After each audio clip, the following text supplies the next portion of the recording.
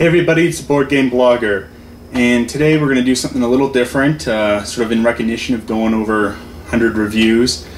I'm going to go through a top 10 list and what I think are the 10 best games of all time that I've played. Obviously other people are going to have different thoughts, but I've been gaming for a long time now, and this is what I believe are the top 10 board games of all time. Let's get started. Number 10 here is Maneuver by GMT Games. This is a two-player game that has a ton of replayability with 8 different armies and a moddable board. You can just play this game over and over again. It plays pretty quick. I think you can play it usually in an hour and 15 minutes. It's a lot of hand management, and it's just a good two-player game. This is my number 10 game of all time. Moving on now, we have Byzantium, put out by Warfrog, Tree Frog Games.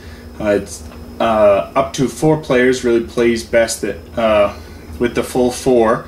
What I like about this game is that players play both the Arab and Byzantine side, and you have to manage your points with both. For a regular endgame scoring, if you don't score at least half of the points with your lesser as you do with the greater, your lesser doesn't score any points at all. I think that's a really neat mechanic. Haven't seen any other games with that, and this is just a fun sort of war Euro hybrid that's done well, usually by Martin Wallace, and I think it's done very well here in Byzantium. Number 7 game, Twilight Struggle. This is number 1 game on the Geek, and it's definitely an excellent game, but you can only play it 2-player, and I think there's some issues regarding when you're being dealt the scorecards, and that can really handicap the player who's dealt too many scorecards early on in the game, and I think those are the 2 main factors for not having Twilight Struggle be higher up on this list. But it's a fantastic 2-player game, has a lot of tension, and it's definitely worth checking out.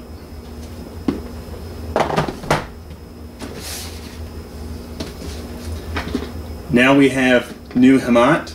This is a fantastic auction game. I've just recently reviewed this one. Excellent game.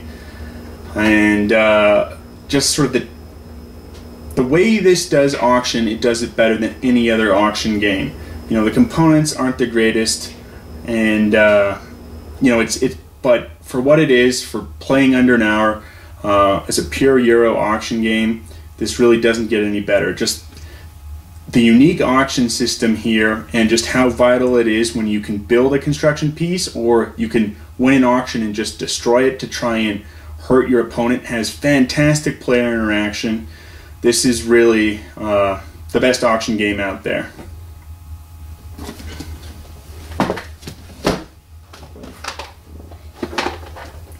Number 6 is God's Playground.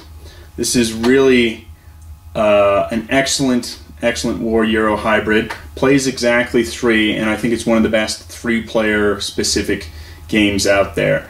It's set in sort of Poland, and it's this sort of semi-cooperative game in that you've got external forces attacking and hitting Poland, and you need to all work together to combat it, but you also win individually, and it's not like a traditional co-op where you can compete and then the person just does the best, wins individually. It's very different from that. It has good economy, has decent battle. Excellent game. I think Martin Wallace is the king of the war Euro hybrid, and this is the best of the lot. Excellent.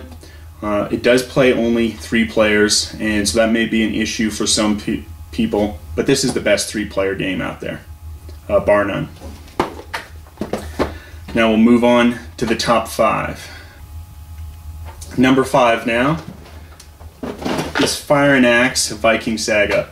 This is, I think, the best American-themed game out there.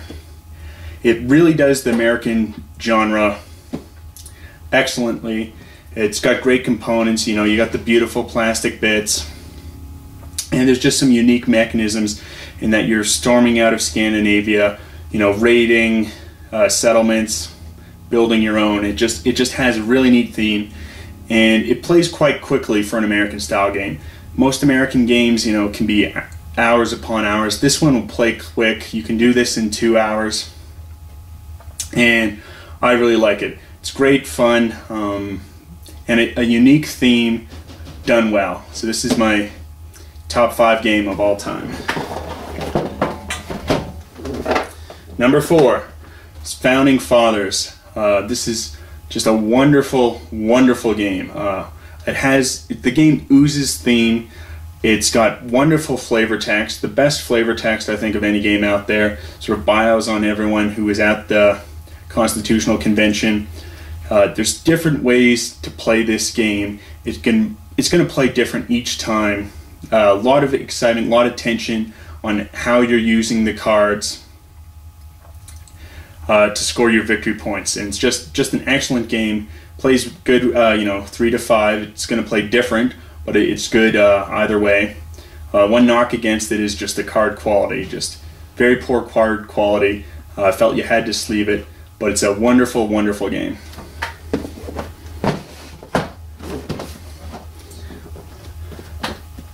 Number 3 is Here I Stand, and this would be the number 1 game if it wasn't for the time you got to put into it and the difficulty in securing 6 players to really play this game. Just don't play it often enough to justify a number 1 rating on it, but it's such a fantastic game. You know, doing the political, military, and religious elements of the Wars of Reformation. So fantastic. Great diplomacy in this game, and if you can get the full 6 players, it's a wonderful experience. It's going to play different every time, and all 6 powers have a good chance of winning the game. Very well balanced, and such interesting decisions to make.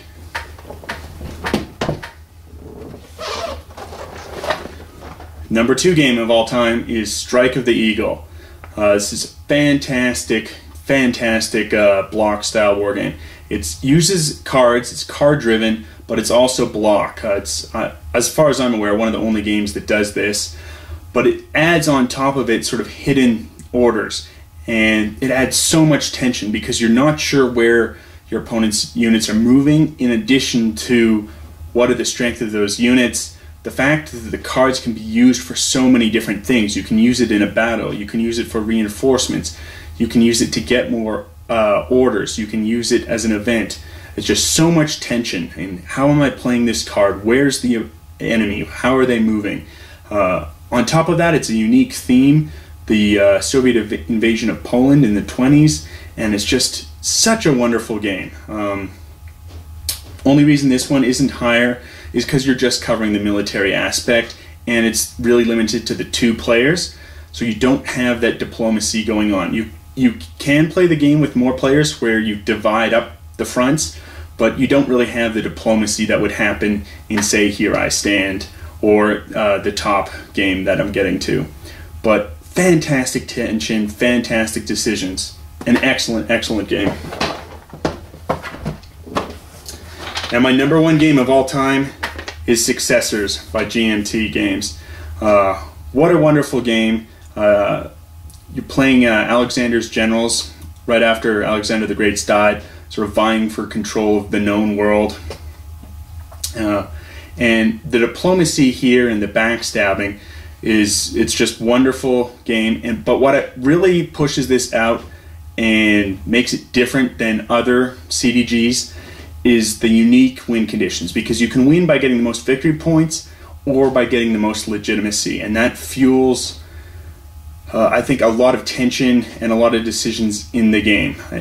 Additionally, it plays quick. You can play this game in under 4 hours. This is an evening game. You don't have to dedicate a whole day to it, and I think that is why I've got it ahead of Here I Stand, and the diplomacy puts it ahead of Strike of the Eagle. A wonderful game. It's currently out of print, so it might be hard to get a copy, but it's a wonderful, wonderful CDG game. finally, in honor of this top 10 review, going to be giving away a copy of one of my top 10 games. Can't give away Successors, my #1 game, because it's out of print, too tough to acquire. So instead, we're going to be giving away a copy of Strike of the Eagle. What I want you to do to enter the contest is put a comment here on my YouTube channel about what is your favorite game and why, and you'll be in the raffle. One commenter is going to be randomly selected, and they're going to win a copy of Strike of the Eagle. Unfortunately, due to shipping costs, can only send it to a US address. So sorry, international viewers, we love you, and you can still enter if you've got a US address. You know, maybe a friend you want the game sent to. So contest open to everyone, but the winner has to have it sent to a US address. Anyway, hope you enjoyed my top 10 reviews. I'd love to hear about what your favorite game is and why, and just put a comment on my YouTube channel and subscribe.